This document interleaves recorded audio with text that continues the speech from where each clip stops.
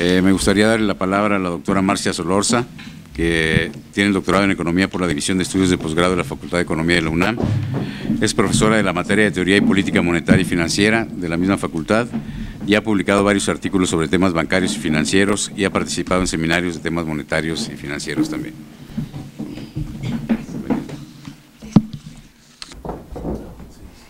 Bien. Muy buenas tardes. Quiero agradecer a las doctoras Alicia Girón, Eugenia Correa y a Patricia Rodríguez por la invitación a este 11º Seminario de Economía Financiera, Fiscal y Financiera, y siendo una gran responsabilidad después de la presentación del doctor Raúl Delgado, obviamente, y el doctor Héctor Guillén, dos grandes maestros de análisis de economía financiera y de trabajo, pues realmente sobre mis hombros pesa mucho presentar junto con ellos una ponencia. Muchísimas gracias. Bueno, el propósito de esta ponencia es presentar realmente y reflexionar un poco sobre las políticas fiscales que se han enfocado a alcanzar algunas metas en específico y bueno, particularmente en el caso de México y de Brasil, cómo se han enfrentado los problemas de política fiscal en los últimos años. Esta es la preocupación que vengo a presentar el día de hoy. Así es que a partir de la crisis, de la gran crisis de 2008 a la fecha, varios economistas a nivel de México y de América Latina que no están obviamente en las filas de la ortodoxia monetaria y financiera, han promovido que en los países latinoamericanos se presenten políticas basadas en el incremento del gasto del Estado. ¿Para qué? Para tratar de expandir el mercado interno de estas economías a partir de un modelo de enfoque de demanda agregada. Por otro lado, el Fondo Monetario Internacional y el Banco Mundial, que sí tienen una visión ortodoxa y que se respaldan en la hipótesis de equivalencia ricardiana, han impuesto la idea de no intervención estatal. Y esto ha sido básicamente en las últimas 3 décadas del siglo XX y la que ya llevamos del siglo XXI. Aquí nosotros sabemos, y está basado este trabajo obviamente en la propuesta keynesiana y de Minsky, de cómo el enfoque de demanda agregada tiene algunas fallas significativas y cuáles son las ventajas realmente de impulsar una política que es sustentada básicamente en un mayor gasto del Estado. Todos sabemos que la participación del Estado en la economía es crucial. ¿Y por qué es crucial? Porque hay una gran dependencia entre el superávit privado y el déficit del Estado. Esto es indudable y lo conocemos teóricamente desde hace mucho tiempo. Así es que la propuesta de elevar el gasto público como una estrategia de procrecimiento y proinversión es verdaderamente progresista, así lo considero, pero tiene varias fallas y sobre todo en este último sentido es que es debatible como medida contracíclica como se le ha presentado en los últimos 3 años en América Latina. ¿Qué es lo relevante de plantear una política fiscal que esté basada en un mayor gasto del Estado? La ventaja es buscar que el Estado realmente adopte nuevas prácticas fiscales que reactiven hoy día, y algo sumamente importante en nuestras economías, el ciclo económico. Pero para ello se debe planificar realmente el gasto estatal de acuerdo a la etapa que estamos y obviamente para las etapas futuras del ciclo económico. Así es que, en este sentido, la ventaja del enfoque de demanda agregada lo que tiene es el hecho de que los efectos del gasto del Estado son inmediatos, incentiva los flujos de efectivo, pone piso al desplome de la demanda en los países, eleva inmediatamente el ingreso agregado y mejora, como bien lo plantea Minsky, las hojas de balance. Pero a la vez de que esto es un efecto inmediato, tiene desventajas en el mediano y largo plazo. y es el hecho de que opera solamente a nivel de la superficie de la estructura económica y no realmente a nivel de una reforma estructural consistente. Así es que de manera inmediata se va a traducir en demanda de algunos bienes específicos para consumidores específicos y, como bien plantea Minsky, no genera los empleos suficientes en los lugares en que verdaderamente se requiere, con los salarios adecuados, para que entonces en la economía se logre romper el círculo vicioso de pobreza y desigualdad en el ingreso. Así es que ese enfoque de demanda agregada no puede tener altos niveles de empleo, y lo que va a hacer es deteriorar cada vez más la distribución del ingreso y lleva a una institucionalización de la pobreza en las economías. Esto quiere decir que ese enfoque tiene efectos asimétricos. Por tanto, si de momento se colapsara el efecto de demanda agregada, lo que podría hacer también es tener un perjuicio de la economía en las expectativas de largo plazo. ¿Cuáles han sido los resultados de aplicar políticas sustentadas en enfoque de demanda agregada, al menos en América Latina? En América Latina, durante el estado del bienestar, se aplicaron este tipo de políticas de enfoque de demanda agregada. ¿Qué es lo que se creyó? Se creyó que el efecto trickle down sería benéfico para las economías y llevó a todo lo contrario. Quienes en aquel momento ya eran economistas lo saben perfectamente bien. Lo que pasó fue que, si bien se lograron metas de crecimiento que había fijado la ONU a nivel de toda la región, lo que sí ocurrió esto fue durante la década de los 60, en la década de los 70, aproximadamente, de acuerdo a la CEPAL, el 40% de los hogares vivían todavía en situación de pobreza absoluta, lo cual hoy lo tendríamos en las 3 subdivisiones de pobreza que se manejan efectivamente por la ONU.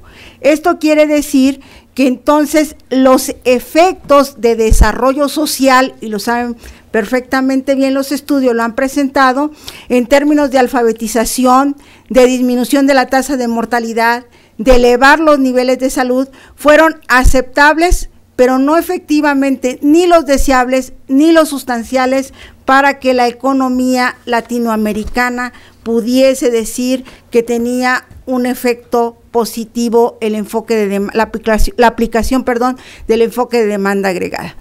¿Qué ha ocurrido después de la década de los 70 en América Latina en este sentido?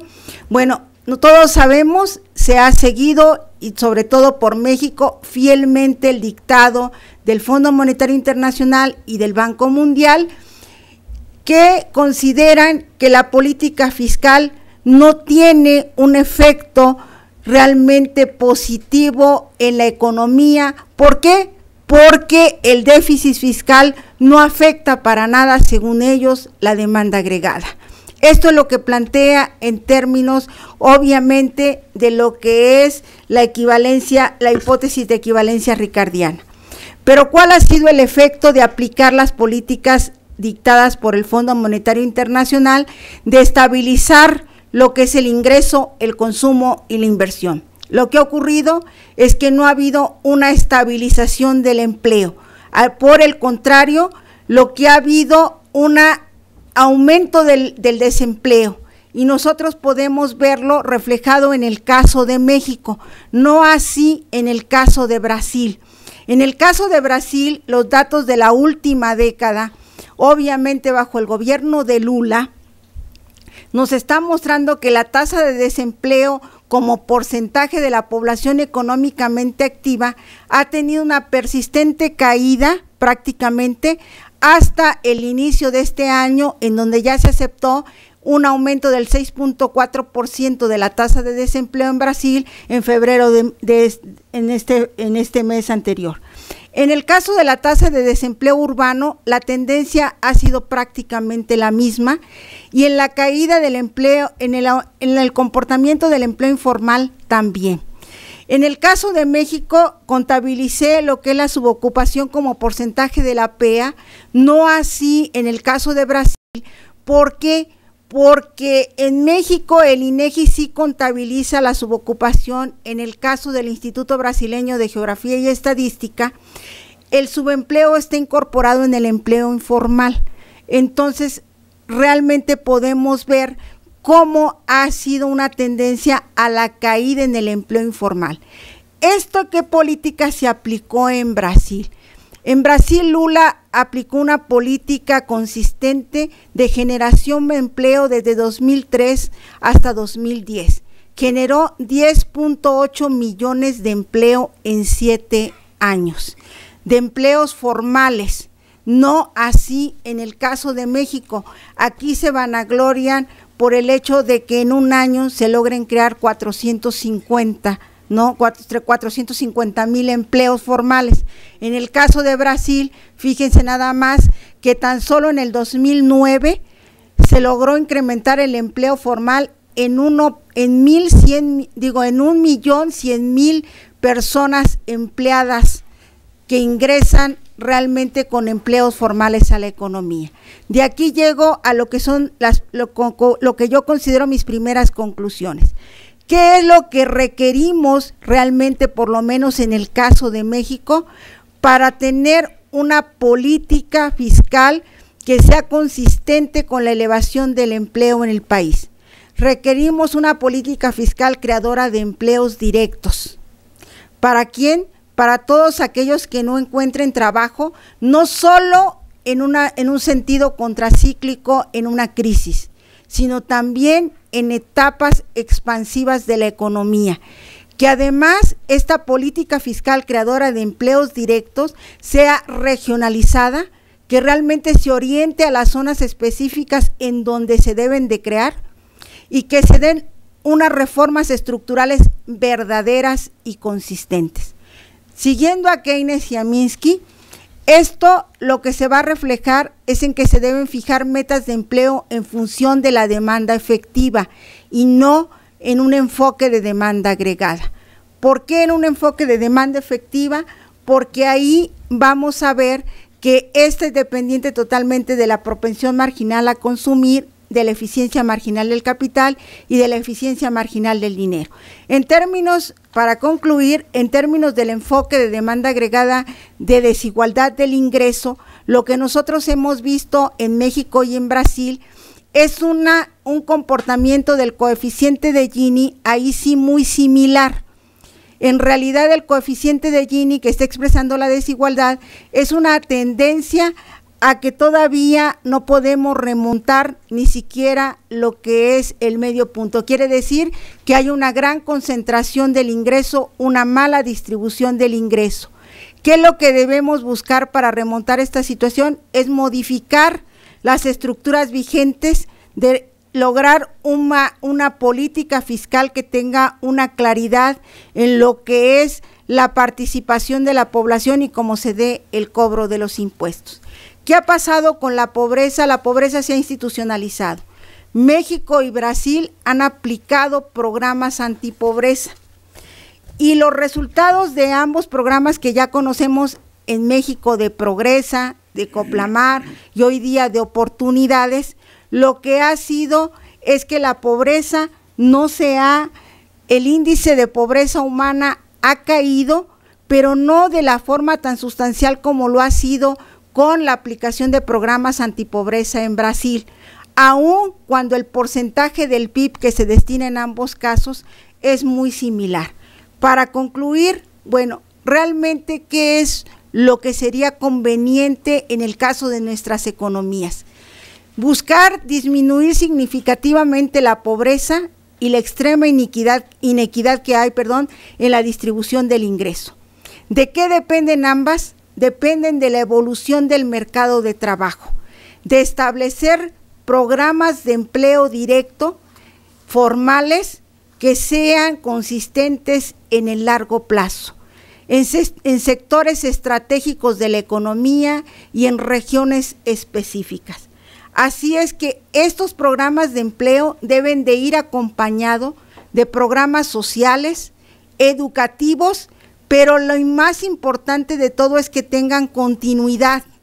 Y hoy día se requiere que adicionalmente se implementen programas de reducción de los precios de los productos alimentarios, lo cual es sustancial en nuestras regiones más atrasadas del país, y esto debe de ser orientado, por tanto, a la población que se encuentra ubicada en el fondo de la pirámide de la distribución del ingreso.